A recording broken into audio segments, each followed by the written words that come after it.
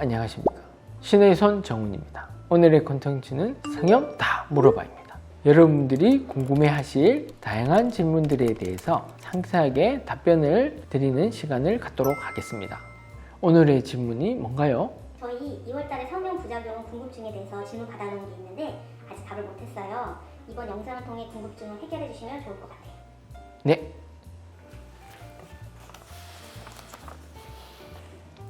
네. 여러 가지 질문들을 하셨네요. 꽃기용용님.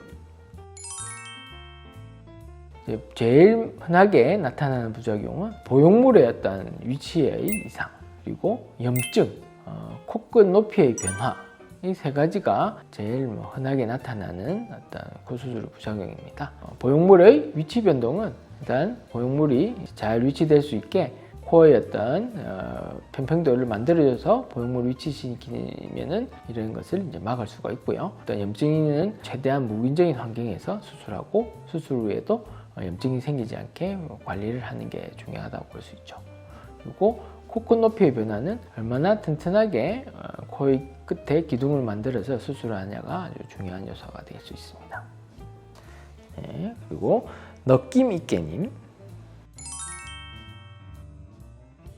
네, 구형 구축은 이제 보형물을 사용하는 수술에서 흔하게 발생됩니다.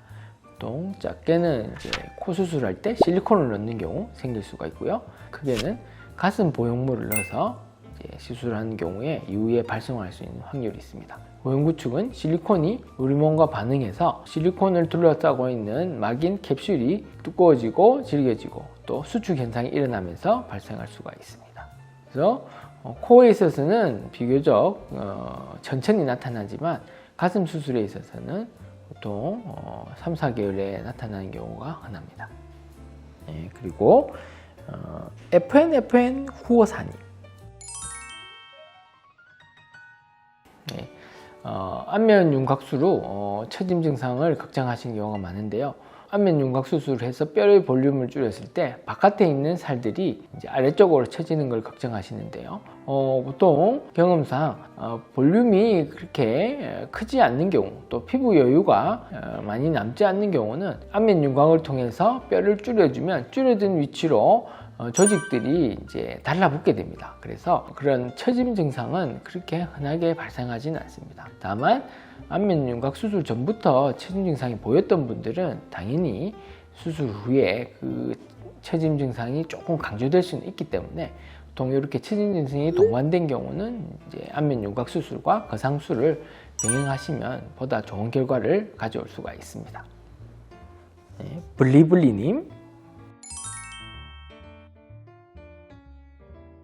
네, 2달째인데 양쪽 눈 차이 때문에 질문 주셨는데요. 2달이면은 사실은 큰 붓기는 가라앉았지만 아직 잔붓기는 좀 남아있고 또 눈의 어떤 특성상 눈을 뜰 때와 감을 때 당겨지는 조직의 힘이라든지 뭉쳐지는 증상이 아직 한참 진행될 때입니다. 그래서 아직은 섣불리 일단 결론을 내리지 마시고요. 적어도 앞으로 한 2달이나 3달은 더 기다리셔서 조직들이 부드러워지고 자리를 더 잡았을 때 만약 그때까지도 이런 짝짝이, 비대칭이 있다면 그때는 이제 재수술을 통해서 교정을 이제 생각해 보셔야 될 것 같습니다. 부산 또띠마님.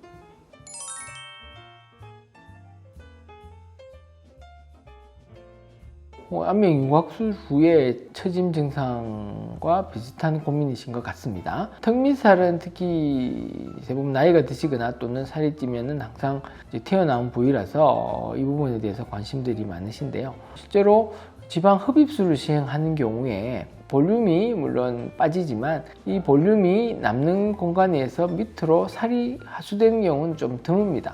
왜냐하면은 이런 지방을 뽑아내는 어떤 시술 자체가 피부 밑에 조직들을 이제 탄력을 이렇게 만드는, 살짝 어떤 섬유질을 만들어내서 탄력이 생기게 만드는 효과가 있습니다. 지방 흡입을 하고 나서 없던 공간이 수축되면서 살들이 달라붙는 효과가 있어요. 그래서 혹시나 지방 흡입을 하고 나서 이제 쑥 밑으로 흘러내릴까 걱정하시는 것은 크게 염려할 필요가 없다고 생각합니다. 좀 복잡하신 아이디인데 4812님. 눈꼬리가 처져 보이는 경우에는 이제 거상술을 하면 많은 도움이 될 수 있는데요. 물론 일반적으로 우리가 잘 아는 이제 이마 거상을 할 수도 있고, 그다음에 중안면부 거상을 통해서 눈 주변부 살을 올려줘도 도움이 되는데, 국소적으로 눈썹 밑 절개 거상에 의해서 눈썹 밑에 눈썹 라인에 따라서 피부를 소량 잘라줘서 국소적으로 효과를 얻는 것도 어떻게 보면 좋은 방법입니다. 그래서 이런 거는 오셔서 상담을 받으시면 굳이 큰 수술이 아니더라도 눈꼬리 부분에 어떤 거상 효과를 가질 수 있기 때문에 한번 상담해 주시면 저희들이 결론을 말씀드리겠습니다. 도리도리다님.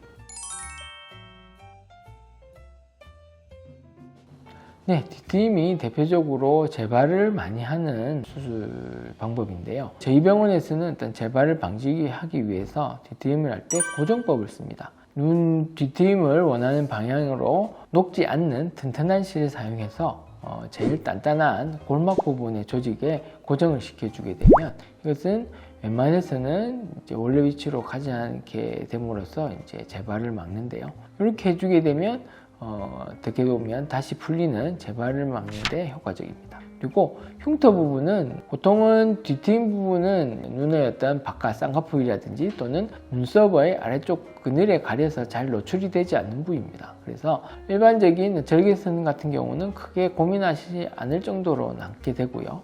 다만 DTM 할 때 이제 피판술을 사용해서 피부를 많이 잘라낸 수술 방법에 있어서는 결막이 바깥쪽으로 당겨지면서 노출이 되는 경우는 상당히 이제 모양이 보기 싫어집니다.